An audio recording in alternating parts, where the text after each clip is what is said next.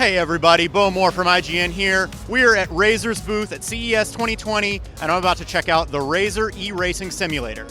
Now, I haven't driven a car in a couple of years. I haven't had a car in San Francisco for a while. But, you know, I cut my teeth on the mean streets of Atlanta, Georgia, so I think I'm gonna do pretty well. Let's see how I do.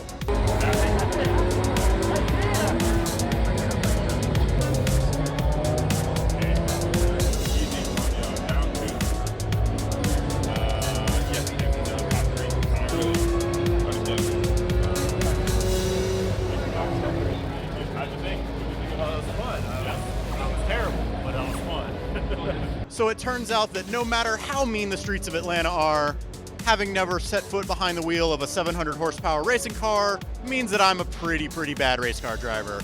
It was still a lot of fun though, and while this isn't actually a consumer product, you will see the Razer Eracing Simulator hopefully pop up into actual esports racing leagues in the future.